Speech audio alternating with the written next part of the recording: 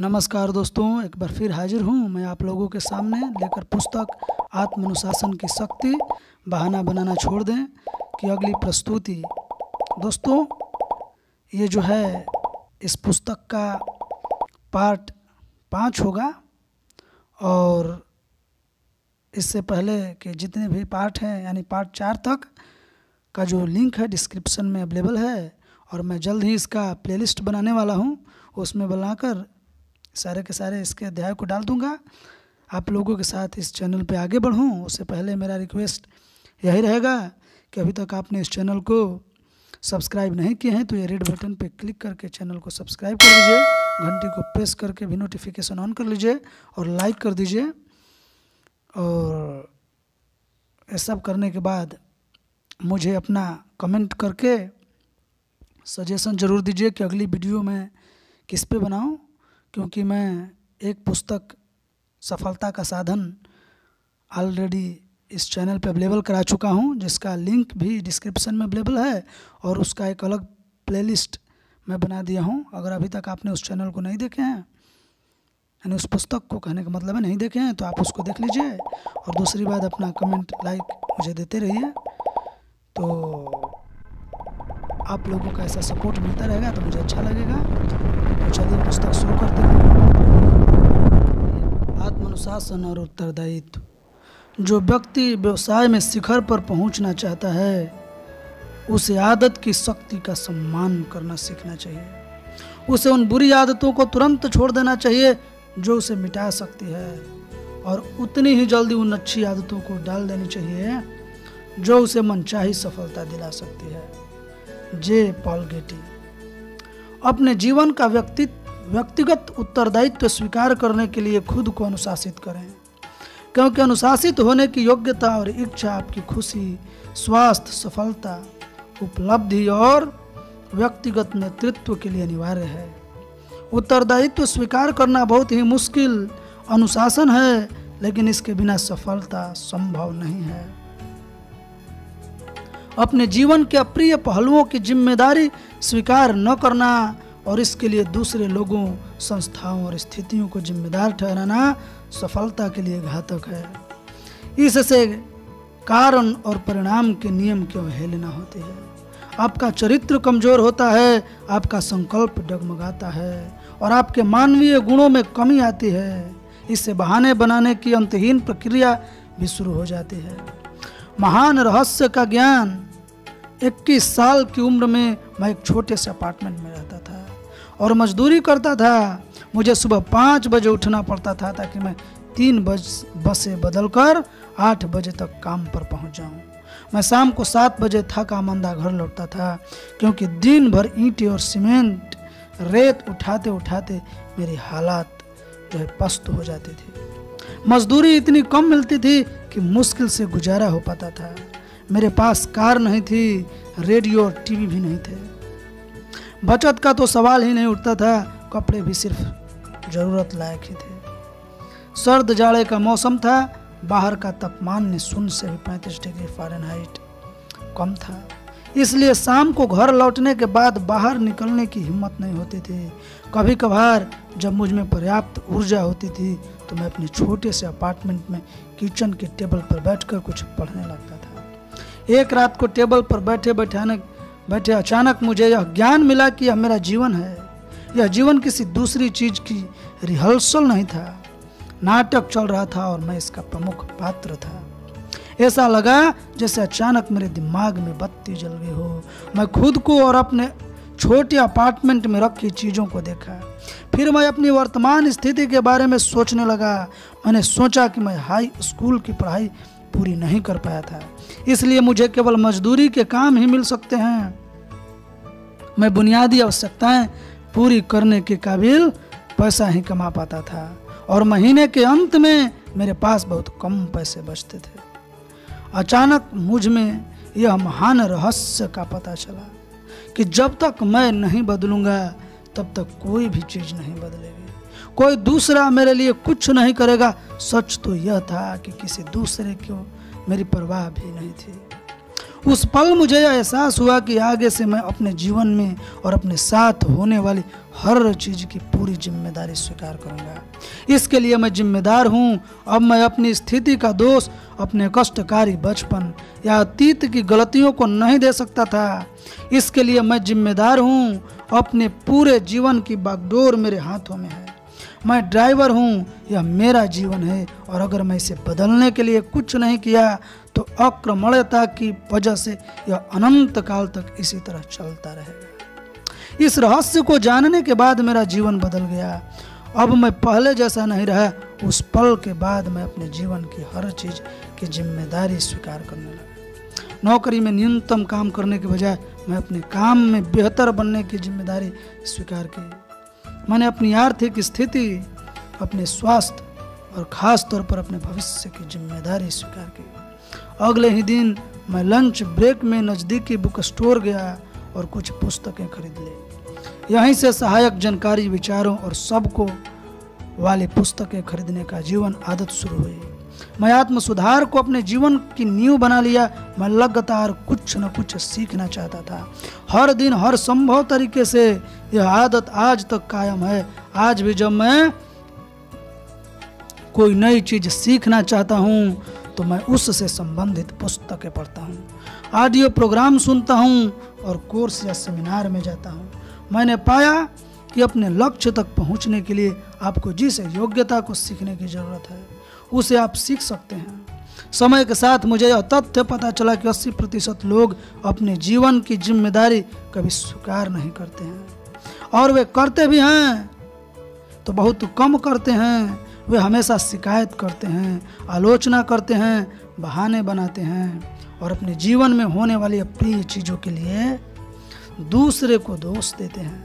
बहरहाल ऐसे दृष्टिकोण विनाशकारी परिणाम होते हैं। इसके भावी सफलता और खुशी की सारी संभावना खत्म हो जाती है। बचपन से परिपक्वता तक, बचपन में आपकी कंडीशनिंग इस प्रकार होती है कि आप खुद को अपने जीवन के लिए उत्तरदायी नहीं मानते हैं। यह सामान्य और स्वाभाविक बचपन में आपके माता पिता आपके प्रभारी होते हैं। आपकी बागडोर उनके हाथ में होती है। वे ही अपने सारे निर्णय लेते हैं। वे ही इस निर्णय लेते हैं कि आप क्या खाएंगे, कौन से कपड़े पहनेंगे, किन खिलौनों से खेलेंगे, किस घर में रहेंगे, किस स्कूल में जाएंगे और खाली समय में क्या करेंगे। चूंकि आप छोटे, मासूम और नादान होते हैं इसलिए आप अपने माता पिता की इच्छा अनुसार कार्य करते हैं। आपके पास बहुत कम विकल्प होते हैं इसलिए आपका नियंत्रण या उत्तरदायित्व भी बहुत कम होता है। बहरहाल बड़े होने के साथ आप इनमें से हर क्षेत्र में अपने निर्णय लेने लगते हैं। समस्या यह है कि आपकी शुरुआती प्रोग्रामिंग के कारण आपको अचेतन रूप से यही लगता है कि कोई दूसरा अब भी आपको नियंत्रित कर रहा है और आपके जीवन के लिए जिम्मेदार है और किसी दूसरे व्यक्ति को आपको परवाह करनी चाहिए। ज़्यादातर लोग इस विश्वास के साथ बड़े होते हैं कि अगर कोई चीज़ गलती हो जाती है तो उसके लिए कोई दूसरा जिम्मेदार है। दोष किसी दूसरे का है, अपराधी कोई और है, कोई दूसरा व्यक्ति खलनायक है और वे तो बस किस्मत के मारे हैं। परिणाम यह होता है कि अधिकांश लोग अपने जीवन की अप्रिय चीज़ों के लिए ज़्यादा से ज़्यादा बहाने बनाने लगते हैं। वे अतीत या वर्तमान की घटनाओं या व्यक्तियों पर दोष मढ़कर अपने उत्तरदायित्व से बचना चाहते हैं। अपने माता पिता द्वारा की गई गलती से उभरें। यदि आपके बड़े होते वक्त माता पिता आपकी आलोचना करते थे, आप पर नाराज होते थे तो अचेतन रूप से आप यह सोचते थे कि कहीं न कहीं आपसे गलती हो गई है। यदि माता पिता की इच्छा अनुसार कार्य न करने के लिए आपको शारीरिक या भावनात्मक सजा मिली तो आप खुद को हीन और अक्षम समझने लगे। अगर आपके माता पिता ने उनके मन माफिक काम न करने के लिए आपको सजा दी और अपना प्रेम रोक लिया तो संभवतः बड़े होते समय आपके मन में अपराध बोध और अक्षमता की गहरी भावनाएं आ गई हो, जिनकी वजह से आप समझ लिया हो कि आपको अच्छी चीजें पाने का हक ही नहीं है। इस नकारात्मक भावनाओं की वजह से आपको यह महसूस होता है जैसे आप शिकार या पीड़ित हों।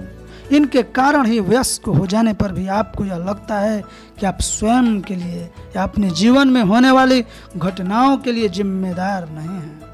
यदि हमारी परवरिश आलोचनात्मक घरेलू माहौल में हुई हो तो वयस्कों के रूप में हमें सबसे आम भावना यही रहती है कि मैं पर्याप्त अच्छा नहीं हूँ। इस भावना की वजह से हम दूसरों की तुलना में खुद को हीन समझते हैं।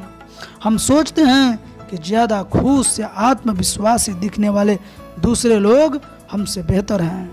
हम में हीन भावना आ जाती है। इस भावनात्मक जाल में फंसना बहुत आसान है। घातक गलतफहमी।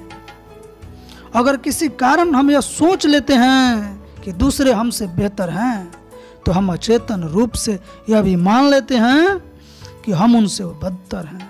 अगर वे हमसे ज़्यादा योग्य हैं तो हम यह मान बैठते हैं कि हम कम योग्य हैं।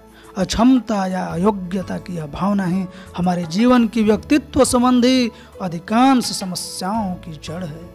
यही नहीं, यह पूरे संसार में व्याप्त अधिकांश राजनीतिक और सामाजिक समस्याओं की भी जड़ है, चाहे वे राष्ट्रीय हो या अंतर्राष्ट्रीय।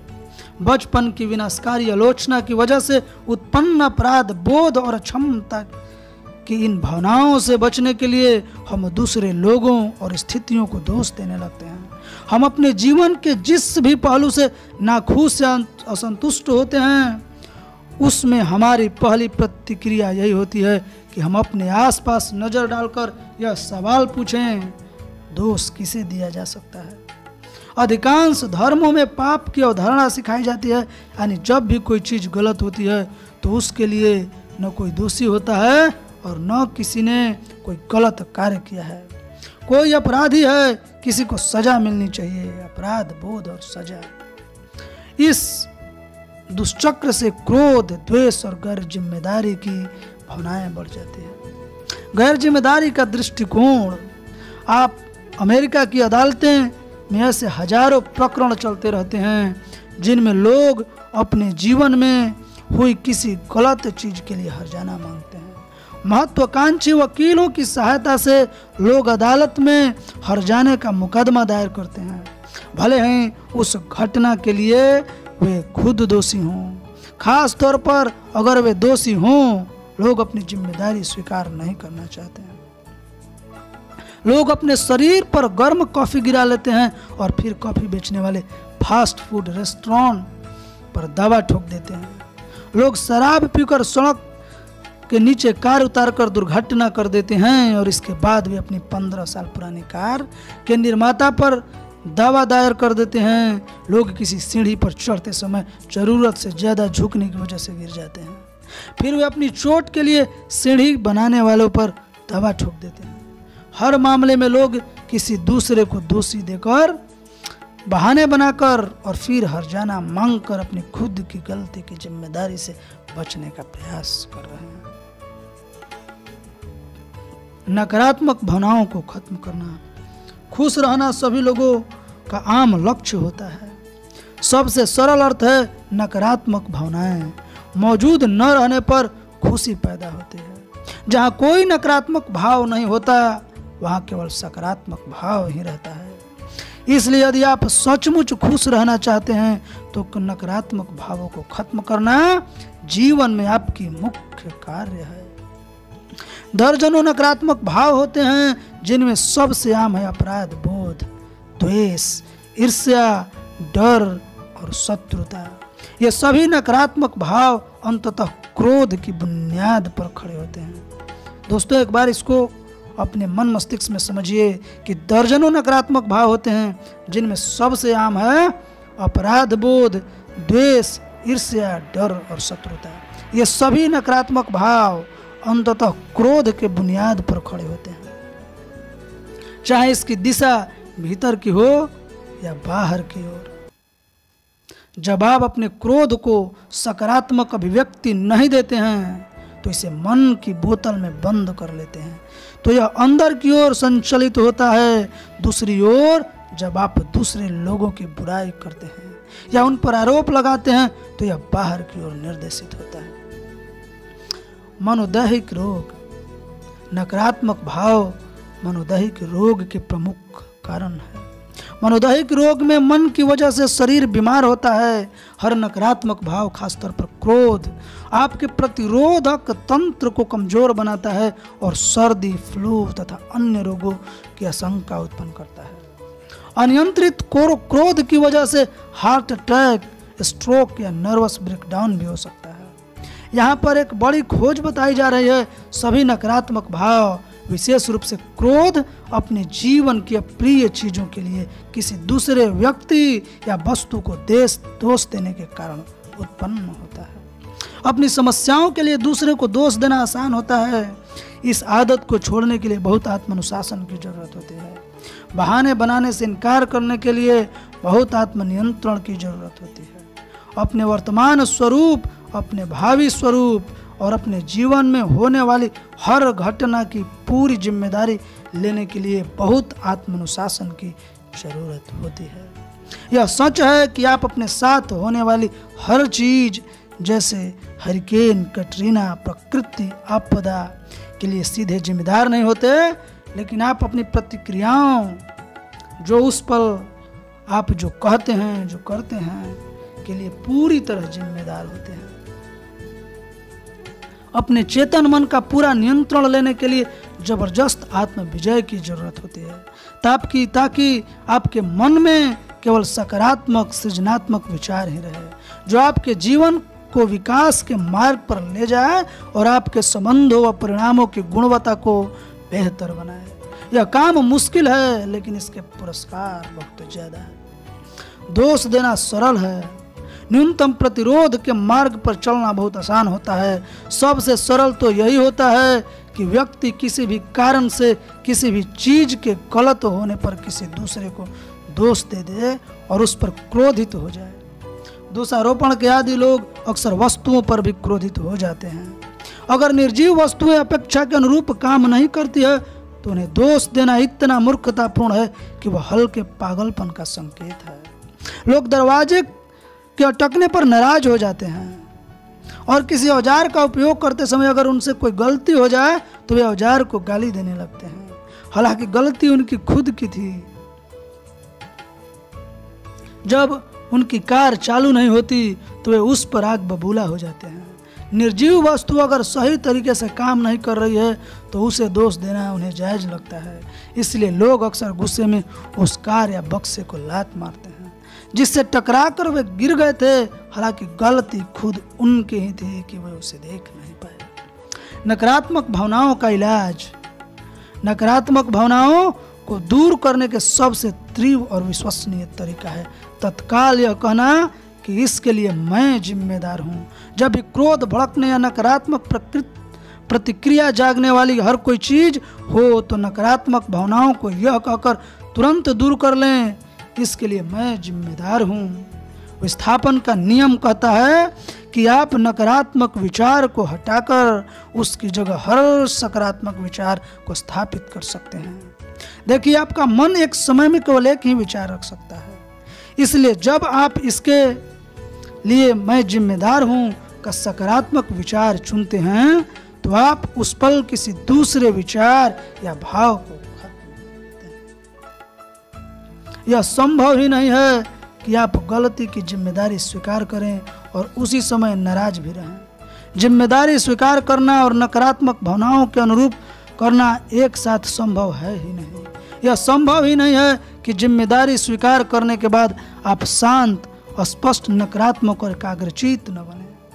आपको अपने जीवन में जो चीज पसंद नहीं है उसके लिए जब तक आप किसी दूसरे को दोष देते रहेंगे तब तक आप मानसिक रूप से बालक की श्रेणी में रहेंगे। आप खुद को हमेशा छोटा, लाचार और किस्मत का मारा मानते रहेंगे।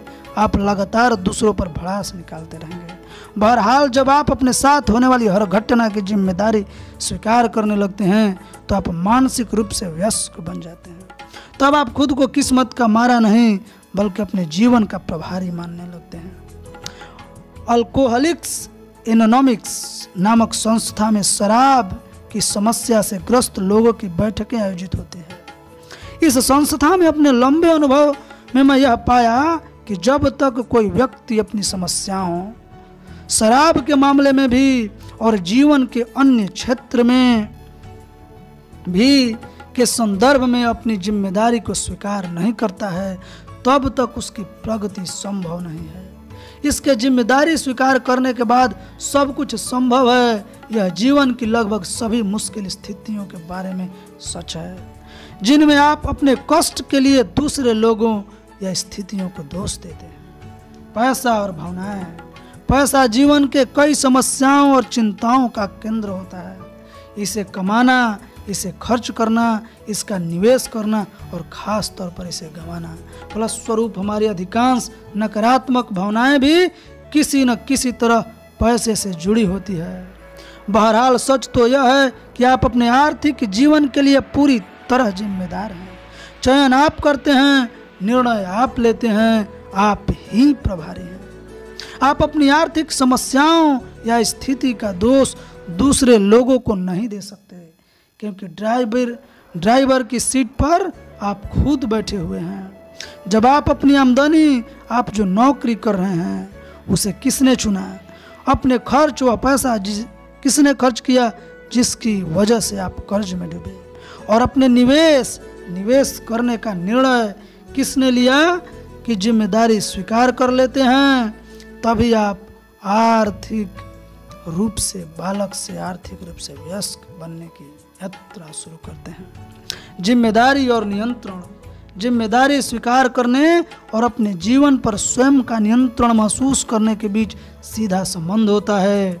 इसका अर्थ है कि आप जितनी ज़्यादा जिम्मेदारी स्वीकार करते हैं, आपको उतना ही ज़्यादा एहसास होता है कि अपने जीवन का नियंत्रण आपके हाथों में है। जीवन का नियंत्रण अपने हाथ में मानने और आपके सकारात्मक होने के बीच भी सीधा संबंध होता है। आप जितना ज़्यादा महसूस करते हैं कि अपने जीवन के महत्वपूर्ण हिस्सों की बागडोर अपने हाथ में है, आप अपने हर काम में उतने ही ज़्यादा सकारात्मक और खुश हो जाते हैं। जिम्मेदारी स्वीकार करने पर आप सशक्त, शक्तिशाली, उद्देश्य पूर्ण महसूस करते हैं। जिम्मेदारी स्वीकार करने पर वे नकारात्मक भावनाएं दूर हो जाती है जो आपकी खुशी और संतुष्टि को नष्ट करते हैं।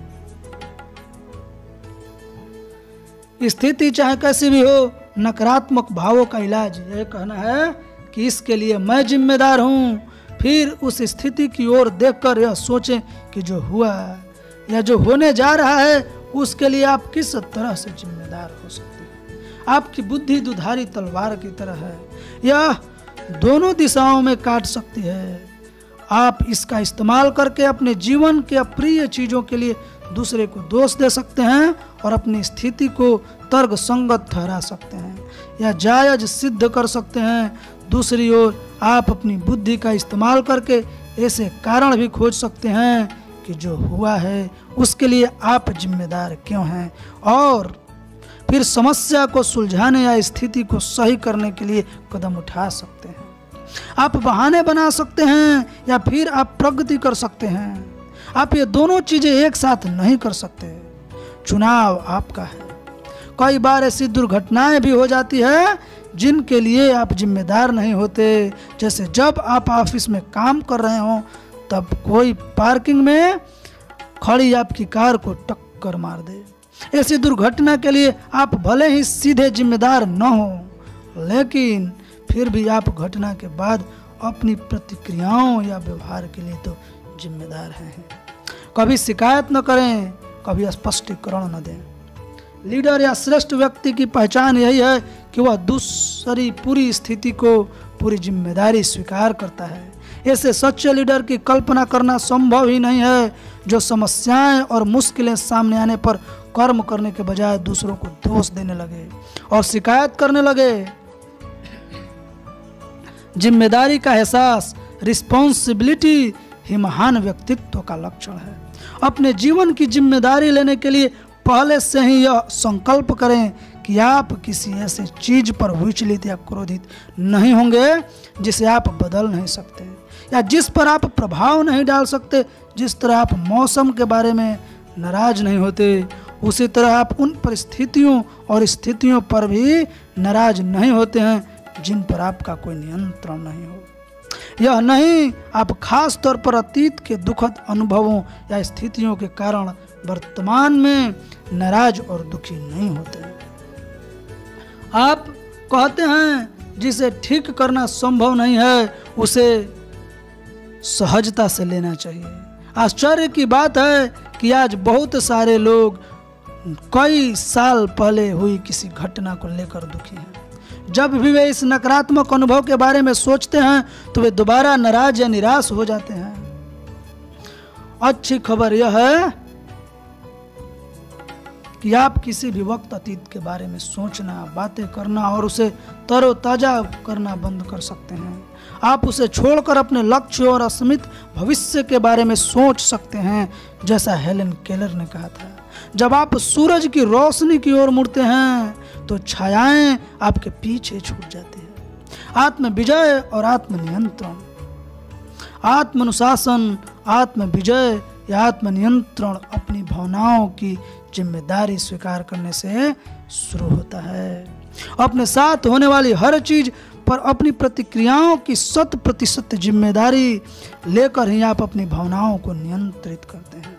आप किसी भी चीज के लिए बहाना बनाने, शिकायत करने, आलोचना करने या दूसरे को दोष देने से इनकार कर देते हैं। इसके बजाय आप इसके लिए मैं जिम्मेदार हूं कहते हैं और फिर कोई सकारात्मक कदम उठाते हैं। याद रखिए, कर्म ही एकमात्र उपाय है और कर्म ही एकमात्र उपचार भी है। अपने लक्ष्यों की दिशा में उद्देश्यपूर्ण कदम उठाना ही क्रोध या चिंता का एकमात्र सच्चा उपचार है, जो अगले अध्याय का विषय है। बहरहाल वहां जाने से पहले आज ही यह संकल्प लें कि आप अपने विचारों, भावनाओं और कार्यों पर पूरा नियंत्रण रखेंगे और अपने महत्वपूर्ण लक्ष्यों पर काम करने में जुट जाएंगे, ताकि आपके पास किसी भी व्यक्ति या वस्तु के बारे में नकारात्मक बात सोचने या नकारात्मक भाव व्यक्त करने का समय ही न रहे। जब आप अपने जीवन की व्यक्तिगत जिम्मेदारी स्वीकार करने के लिए आत्मानुशासन और इच्छा शक्ति का इस्तेमाल करते हैं तो आप अपने विचारों और भावनाओं को पूरी तरह नियंत्रित कर लेते हैं।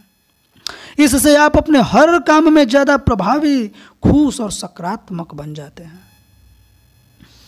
दोस्तों, तो इस तरीके से हम लोग इस अध्याय को समाप्त कर दिए और चल रहे हैं इस अध्याय के कार्याभ्यास, जो हर अध्याय के बाद ब्रायन ट्रेसी जी हम लोगों के लिए उपलब्ध कराते हैं। तो कार्याभ्यास को आइए देख लेते हैं। आप इस समय जो आगे चलकर बनेंगे उसकी 100% जिम्मेदारी स्वीकार करने का इसी समय संकल्प करें। कभी शिकायत न करें और कोई बहाना न बनाएं। दोस्तों, ये जो बुक है आत्मानुशासन की शक्ति, इसको मैं आप लोगों के सामने प्रस्तुत कर रहा हूँ। केवल मैं पढ़ रहा हूँ और मैं इसका जो है स्क्रीन रिकॉर्डिंग कर रहा हूँ और आप लोग सुन रहे नहीं। इसको अपनी ज़िंदगी में आत्मसात कीजिए और इसमें बताए हुए जो भी संकल्प है और जो भी इसका कोटेशन है उसको ही भांति अगर आप अपने जीवन में व्यवहार करते हैं, आत्मानुशासन को अपनी ज़िंदगी में प्रथम स्थान देते हैं, तो आपको श्रेष्ठ बनने से कोई नहीं रोक सकता है।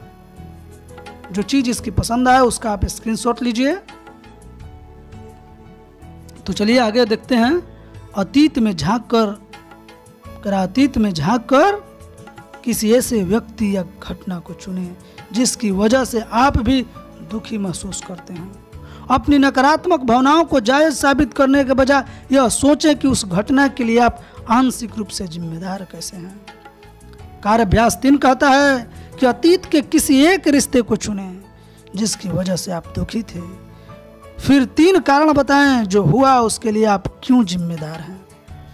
4, अपने अतीत के किसी एक व्यक्ति को चुनें जिससे आप अब भी नाराज हैं, उसे पूरी तरह माफ करने का संकल्प करें।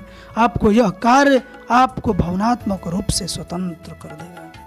अपनी आर्थिक स्थिति की पूरी जिम्मेदारी स्वीकार करें और अपनी आर्थिक समस्याओं के लिए दूसरों को दोष देना छोड़ें और यह बताएं कि उस स्थिति को सुलझाने के लिए आप कौन से कदम उठाने वाले हैं। अपनी पारिवारिक स्थिति को पूरी जिम्मेदारी स्वीकार करें। परिवार के हर व्यक्ति के साथ और फिर जिन भी चीज़ों के लेकर समस्याएं हो सकती है उन्हें दूर करके अपने संबंधों को बेहतर बनाने के लिए तत्काल कर्म करें। अपने स्वास्थ्य की 100% जिम्मेदारी स्वीकार करें। पूर्ण उत्कृष्ट स्वास्थ्य प्राप्त करने के लिए जो भी आवश्यक हो उसे करने या छोड़ने का आज ही पूरी तरह से संकल्प लें। तो दोस्तों, इस प्रकार आज का अध्याय होता है समाप्त। अगले अध्याय 4 में आत्म अनुशासन की शक्ति और लक्ष्य की चर्चा करेंगे। तब तक के लिए मुझे दीजिए इजाज़त। चैनल को लाइक, सब्सक्राइब, शेयर करते रहिए अगर अभी तक नहीं किए हैं तो, और खुश रहिए। जय हिंदुस्तान, जय श्री राम।